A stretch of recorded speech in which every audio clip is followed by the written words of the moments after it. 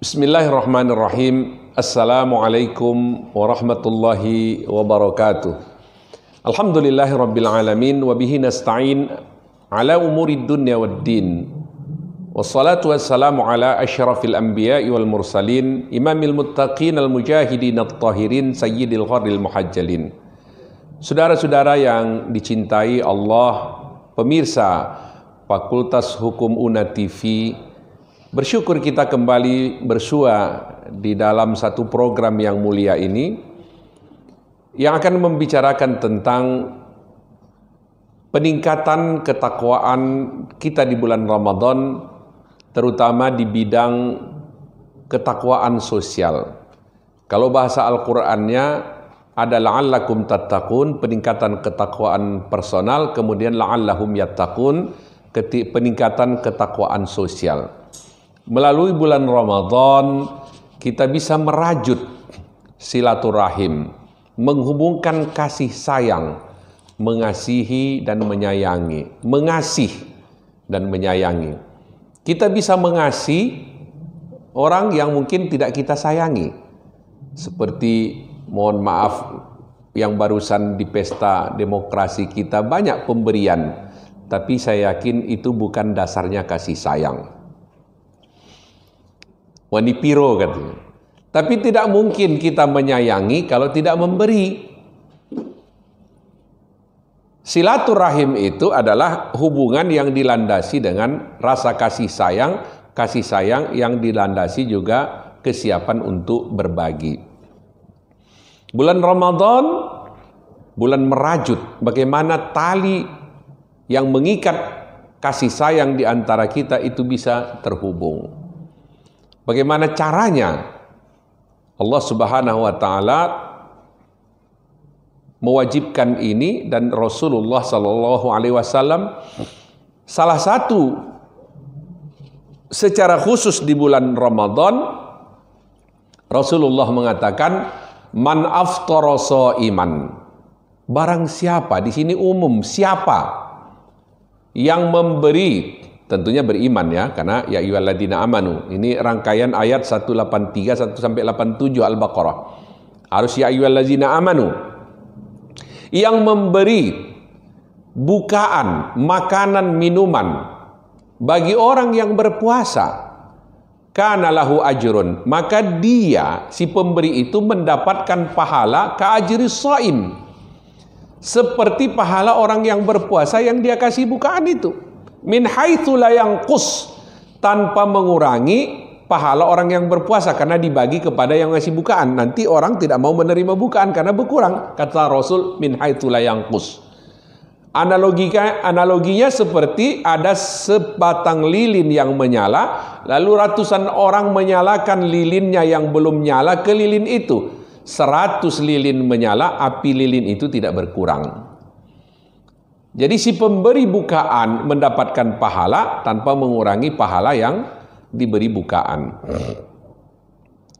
Silaturahim bisa dengan cara berbagi. Jadi puasa ini tujuannya atau indikator puasa yang baik dan berterima itu adalah ada peningkatan ketakwaan sosial. Bagaimana kita tidak cukup kata Islam baik sendirian, kita solih sendirian, tapi tidak memberi dampak manfaat bagi orang lain. Tapi kebaikan dan kesolihan itu tidak dirasakan orang lain. Kebaikan kita itu hanya hablum minallah, tidak hablum minan nas. Kita baik secara vertikal, tapi buruk atau tidak baik secara horizontal. Islam itu tidak menghendaki seperti itu. Makanya puasa ini punya fungsi juga meningkat kebaikan sosial kita.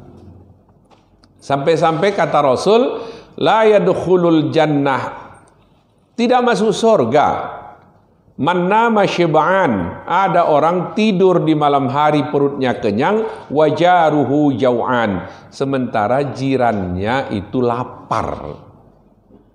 Nggak ada kepedulian. Sampai-sampai istilah hari ini, ribuan mil jarak kamu dengan hilal, tapi bisa kamu lihat. Sementara beberapa meter tetangga yang lapar tidak kelihatan. Ini ironi. Sindiran kecil bagi kita yang belum membaik ketakwaan sosial kita. Banyak kisah-kisah yang diceritakan para ulama-ulama kita tentang bagaimana manfaat yang diberikan Allah Subhanahu wa taala.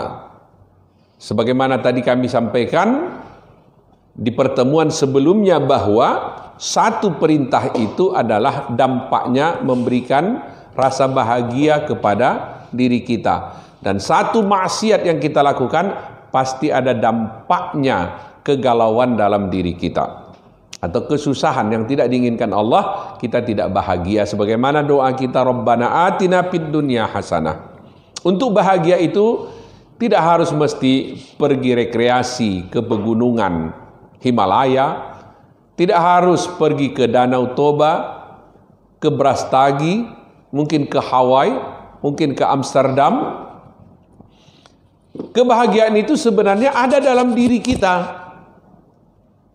Maka saat diri kita atau situasi atau pikiran atau kita galau, kita tidak perlu memperbaiki dunia. Kita perbaiki saja hati kita, insya Allah dunia akan terperbaiki.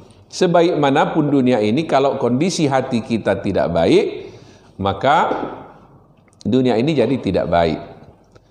Maka berbagi, bersilaturahim, bermanfaat, berbuat baik orang lain, itu bisa mendatangkan kebahagiaan. Kita betapa bahagianya saat misalnya ada orang miskin kita kasih, orang lapar kita kasih makan. Kita lihat mereka makan dengan lahapnya, itu pasti kita merasa bahagia. Sekedar tahadus bin ni'mah. Tahadus bin ni'mah atau wa amma bi ni'mati rabbika fahaddis. Nikmat itu boleh diceritakan, tapi bukan niat ria ya. Nikmat itu boleh diceritakan, tapi bukan karena membanggakan atau menyombongkan, tapi karena ingin berbagi. Saya pernah merasakan sesuatu kebahagiaan yang luar biasa hanya dengan sebotol bensin gitu. Tapi bahagianya sampai meneteskan air mata bahagia. Air mata itu bisa menetes karena duka, bisa juga menetes karena bahagia. Ada orang kematian anak menangis, itu duka. Ada orang anaknya lulus jadi aparatur negara atau aparat, dia juga menangis. Saya pernah menemukan, dan biasa kebiasaan kadang saya buat di belakang bagian mobil, di belakang itu ada pompa, ada bensin 1 botol. Mana tahu ada orang bocor sepeda motor di jalan, bisa kita kasih pompa. Ada orang kehabisan minyak, kita kasih minyak. Pernah suatu hari di Sawitan, antara 2 kampung yang berjauhan, ada seorang bapak setengah baya, anaknya mendorong sepeda motor. Lelah. Kita jalan kaki saja sudah lelah, apalagi mendorong sepeda motor. Membawa anak kecil perempuan, anak kecil harus berjalan. Saya tanya, kenapa Pak habis minyak? Tunggu sebentar Pak. Ada di belakang minyak bensin, kita isikan, kemudian di startnya hidup, anaknya naik, mereka pergi, bahagianya luar biasa mereka, bisa sepeda motornya berjalan, dan kita juga menyaksikan mereka pergi dengan bahagia, meneteskan air mata karena bahagia. Berarti kebaikan itu mendatangkan kebahagiaan, tidak harus mahal gitu. Maka bulan Ramadan ini rajut silaturahim dengan berbagi, dengan meningkatkan ketakwaan sosial kita. Ini bulan berbagi, sampai-sampai kata Rasul mendapatkan pahala puasanya. Bagaimana kalau kita mungkin diberikan Allah kelebihan atau diberikan Allah kecukupan, kemuliaan? Pasti kita tahu ada saat ini saudara kita yang tidak mampu, mungkin karena lumpuh. Ada yang stroke, kepala rumah tangga, bisa kita bayangkan bagaimana kebutuhan mereka di bulan Ramadan ini. Ada kepala rumah tangga yang terkena penyakit, entah itu diabetes, yang sudah amputasi, yang tubuh melemah dan tidak bisa lagi berusaha. Bagaimana kebutuhan mereka di bulan Ramadan ini? Apakah kita tidak bisa dengan kecukupan tadi mendatangi izin Bapak, izin Ibu, izinkan saya berbuat baik. izinkan saya semua apa yang menjadi kebutuhan di bulan Ramadan ini, baik itu sahur maupun berbuka puasa, saya yang menanggung. Ambil saja di kedai itu, berapa nanti saya yang bayar. Apakah kita tertarik untuk melakukan ini? Mungkin mereka itu satu rumah 6 atau 5. Ada 2 orang tua, ada 4 anak yang berpuasa. Berarti kita kan setiap hari mendapatkan tambahan puasa 6 hari.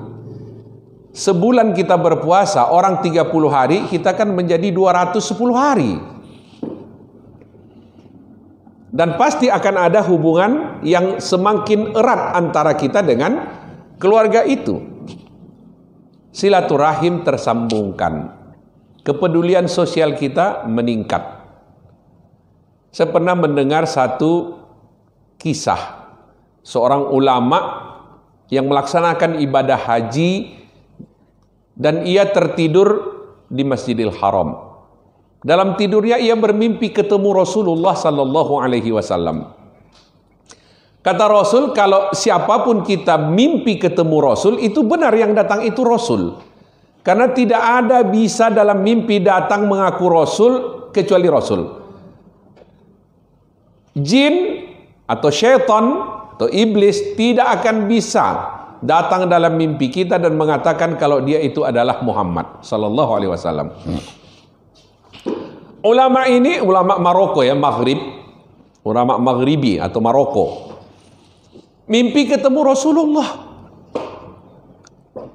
Dan Rasul berpesan 2. 1, sampaikan salamku kepada si Fulan. Rumahnya di sini disebutkan, tidak jauh dari Makkah. Sampaikan salamku kepada si Fulan. Yang kedua, beritahu dia kalau dia itu calon penghuni sorga. Terbangun ulama ini betapa kagetnya dalam mimpi bertemu Rasul. Yang kaget lagi, ada orang yang dititip salami Rasul. Berarti ini ulama besar. Berarti ini waliullah. Tidak mungkin Rasul nitip salam sama orang sembarangan. Dan tidak mungkin Rasul menjamin sorga kecuali orang yang luar biasa. Lalu dia menemui beberapa ulama di kota Makkah, menanyakan orang ini, apakah ini ulama besar, apakah ini orang terkenal, apakah ini waliullah. Ternyata tak satu pun yang kenal. Tapi karena alamatnya disebutkan, tempatnya disebutkan, namanya disebutkan, mereka datang ke tempat itu ditemani beberapa ulama, karena ulama ini juga penasaran, ini siapa orang ini. Ternyata begitu sampai ke rumah orang itu, orangnya orang biasa. Bukan ulama, bukan waliullah. Tuan rumah juga bingung kenapa para ulama datang ke rumahku. Mereka juga bingung kenapa Rasul sampai kirim salam dan dikasih kabar gembira bakal calon penghuni surga orang semacam ini. Orangnya jarang ke masjid, puasanya nggak jelas. Tapi mereka juga menanyakan, apa ibadahmu yang istimewa sehingga engkau mendapat salam dari Rasul? Apa ibadahmu yang istimewa sehingga engkau digaransi masuk surga? Tidak ada yang istimewa. Aku biasa-biasa saja. Kok bahasa kita, aku preman. Gak mungkin, pasti ada. Tolong kasih tahu kami. Gak ada.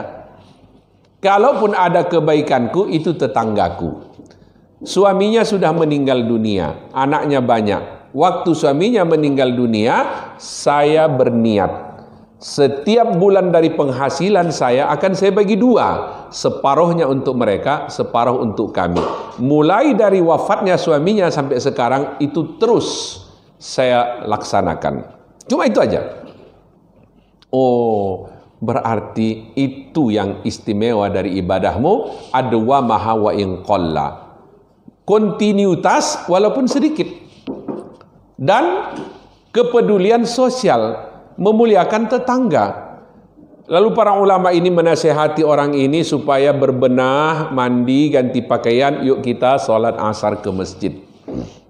Sholat asar sudah dekat. Lalu orang ini mengganti pakaian, mandi, mengganti pakaian, ikut ke masjid, sholat. Dalam sholatnya dia menangis. Dalam sujudnya dia menangis. Di sujud terakhir dia menangis, sujud lama. Orang-orang sudah pada duduk tahiyat akhir, dia masih sujud. Orang sudah salam, dia masih sujud. Orang sudah selesai, dia masih sujud. Akhirnya dihampiri, ditepuk, dibangunkan, disadarkan, ternyata dia sudah berpulang ke rahmatullah. Mati dalam sujud, wafat dalam keadaan sujud, wafat di tempat yang mulia, wafat saat paling dekat kepada Allah. Aqrabul abdi ila rabbihi wa huwa sajid. Saat terdekat hamba kepada Allah adalah waktu sujud. Maka kita sering bermohon, Allahumma ja'alna minas sajidin wa amitni sajidan wahsyurni yaumal qiyamati sajidan. Ya Allah, jadikan aku orang-orang yang selalu bersujud, matikan dalam keadaan sujud, dan bangkitkan nanti di padang mahsyar dalam posisi sujud. Itu kemuliaan. Tidak mungkin ini didapatkan orang ini kecuali memang itu sebuah kemuliaan. Bagaimana kalau seandainya kita yang rajin sholat berjamaah, kita rajin berpuasa, kita orang baik, peduli sama tetangga, peduli sama orang miskin, peduli sama sesama, tentunya akan mendapatkan kemuliaan insya Allah yang lebih dari itu. Bulan Ramadan ini bulan berbagi. Sampai-sampai pahala puasa bisa kita dapatkan seperti hanya sekedar bukaan. Itu hanya bukaan, bagaimana yang lain? Masuk sahur, masuk. Pakaian, masuk. Semua apa yang menjadi kebutuhan, menjadi pusat perhatian kita untuk berbagi. Mencari sebanyak-banyaknya, dan bagaimana juga kita bisa menyalurkan sebanyak-banyaknya. Di bulan Ramadan ini bulan berbagi. Bulan di mana Rasulullah memberikan satu sugesti, satu rangsangan untuk melatih diri. Setiap hari memberi bukaan, setiap hari memberi bukaan, setiap hari berbagi, setiap hari ngasih orang makan, setiap hari ngasih orang minum. Kalau bisa ini, jangan, kita kan sekali setahun ya berkurban. Kalau seandainya Allah memberikan ke Abu Sufyan itu diberi kemudahan setiap minggu menyembelih onta, dan itu dibagi-bagikan. Ya, kita mungkin tidak usahlah 1 ekor lembu atau 1 lembu bertujuh, mungkin 1 ekor ayam per hari. Ini satu kemuliaan. Ada orang yang bisa makan bersama keluarganya daging ayam karena kita berbagi. Pasti silaturahim itu terjalin. Pasti rasa kebersamaan itu terjalin. Rasa persaudaraan itu terjalin. Sekarang kan hanya slogan saja, meningkatkan ukhuwah Islamiyah, meningkatkan ukhuwah Islamiyah, saling menyayangi. Tapi saling memberinya mana? Tidak mungkin menyayangi tanpa memberi. Memberi tak menyayangi bisa. Bisa. Banyak orang memberi tapi tidak menyayangi. Tapi tidak bisa dikatakan menyayangi kalau tidak memberi. Bulan Ramadan ini, kalau tidak ada peningkatan ketakwaan secara sosial, kembali lagi kita banding-bandingkan diri kita, tahun lalu dengan tahun ini, tahun lalu dengan tahun sebelumnya, adakah peningkatan ketakwaan sosial kita? Adakah peningkatan hablum minan nas? Bagaimana hubungan kita dengan manusia? Bagaimana interaksi kita dengan manusia?